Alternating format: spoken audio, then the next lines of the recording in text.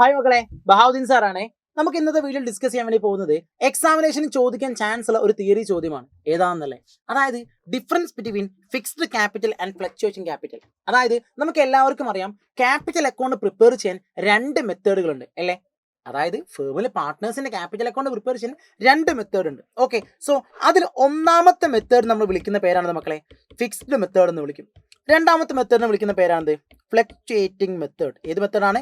Fluctuating method. So fixed മെത്തേഡും ഫ്ലക്ച്വേറ്റിംഗ് മെത്തേഡും തമ്മിൽ ഡിഫറൻസ് എന്തൊക്കെയാണ് എന്നാണ് ഈ വീഡിയോയിൽ ഡിസ്കസ് ചെയ്യാൻ വേണ്ടി പോകുന്നത്. എക്സാമിനേഷൻ ചോദിക്കാൻ വളരെയധികം ചാൻസ് ഉള്ള ടോപ്പിക്കാണ്. സോ ശ്രദ്ധിച്ച് കേൾക്കാം. ഒന്നാമതായിട്ട് പഠിക്കാനുള്ള കാര്യം, ഫിക്സ്ഡ് ക്യാപിറ്റൽ മെത്തേഡ് പ്രകാരം നമുക്ക് എന്തുണ്ട്? രണ്ട് അക്കൗണ്ട് പ്രിപ്പയർ ചെയ്യേണ്ടതായിട്ടുണ്ട്. അതിൽ ഒന്ന് ക്യാപിറ്റൽ അക്കൗണ്ട് എന്നും മറ്റൊന്ന് കറണ്ട് അക്കൗണ്ട് എന്നും വിളിക്കപ്പെടുന്നു.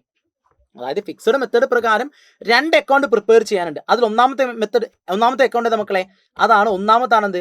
Capital account. രണ്ടാമത്തേതാണ് കറന്റ് അക്കൗണ്ട്. പറഞ്ഞ കാര്യം clear?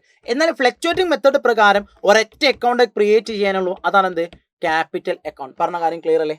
Okay, so fluctuating method പ്രകാരം there will be one account is prepared, that is capital account. പറഞ്ഞ കാര്യം ക്ലിയർ? രണ്ടാമത്തേത് adjustment relating to interest on capital, salary, commission, etc.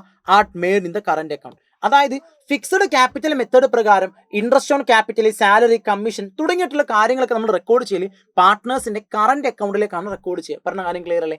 എന്നാൽ ഫ്ലക്ച്വേറ്റിംഗ് മെത്തേഡ് പ്രകാരം all adjustment is made in the capital account it self. അതായത് എല്ലാ അഡ്ജസ്റ്റ്മെന്റുകളും എവിടെ തന്നെ record ചെയ്യുക? ക്യാപിറ്റൽ അക്കൗണ്ട് തന്നെയാണ് നമ്മൾ എന്ത് ചെയ്യുക? റെക്കോർഡ് ചെയ്യുക.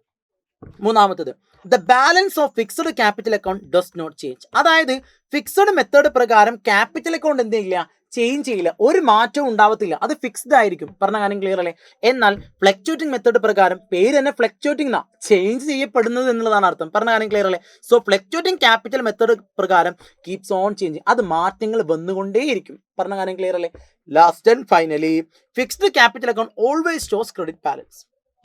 ഓക്കെ, അതായത് ഫിക്സ്ഡ് ക്യാപിറ്റൽ പ്രകാരം ക്യാപിറ്റൽ അക്കൗണ്ട് ഓൾവേസ് എന്ത് ബാലൻസ് ആയിരിക്കും? ക്രെഡിറ്റ് ബാലൻസ് ആയിരിക്കും കാണിക്കുക. പറഞ്ഞ കാര്യം ക്ലിയർ അല്ലേ? എന്നാൽ ഫ്ലക്ച്വേറ്റിംഗ് മെത്തേഡ് പ്രകാരമോ have debit or credit balance. Credit ബാലൻസും കാണിക്കാൻ ചാൻസ് ഉണ്ട്, ക്രെഡിറ്റ് ബാലൻസും കാണിക്കാൻ ചാൻസ് ഉണ്ട്. ക്ലിയർ അല്ലേ? എന്നാൽ ഇവിടെ ശ്രദ്ധിക്കേണ്ട മറ്റൊരു കാര്യം, ഇവിടെ കറന്റ് അക്കൗണ്ടിൽ ഫിക്സ്ഡ് മെത്തേഡ് പ്രകാരം കറന്റ് അക്കൗണ്ടിൽ എന്ത് കാണിക്കാൻ ചാൻസ് ഉണ്ട്? ഡെബിറ്റ് ബാലൻസോ ക്രെഡിറ്റ് ബാലൻസോ കാണിക്കാൻ ചാൻസ് ഉണ്ട്. പറഞ്ഞ കാര്യം ക്ലിയർ? അതായത് നമ്മൾ പഠിച്ചത് ഫിക്സ്ഡ് മെത്തേഡ് പ്രകാരം ക്യാപിറ്റൽ അക്കൗണ്ടിൽ എന്ത് മാത്രമേ കാണിക്കുള്ളൂ? ക്രെഡിറ്റ് ബാലൻസ് മാത്രമേ കാണിക്കുള്ളൂ. എന്നാൽ കറന്റ് അക്കൗണ്ടോ ഡെബിറ്റും കാണിക്കാൻ ചാൻസ് ഉണ്ട്, ക്രെഡിറ്റും കാണിക്കാൻ ചാൻസ് ഉണ്ട്. പറഞ്ഞ കാര്യം ക്ലിയർ അല്ലേ? സോ എളുപ്പത്തിൽ ഈ 4 ഡിഫറൻസും എല്ലാവർക്കും മനസ്സിലാക്കാൻ പറ്റിയെന്ന് വിചാരിക്കുന്നു. മക്കളെ നിർബന്ധമായിട്ടും പഠിച്ചിട്ട് മാത്രം പോവാ, എക്സാമിനേഷൻ ചോദിക്കാൻ ചാൻസ് ഉള്ള ടോപ്പിക്കാണ്. സോ ഇതുപോലത്തെ ഇൻട്രസ്റ്റിംഗ് ആയിട്ടുള്ള കണ്ടന്റ് വീഡിയോസിന് വേണ്ടി മക്കളെ എന്ത് ചെയ്യുക? നമ്മുടെ ചാനൽ ഇപ്പോൾ തന്നെ സബ്സ്ക്രൈബ് ചെയ്യുക. All the best.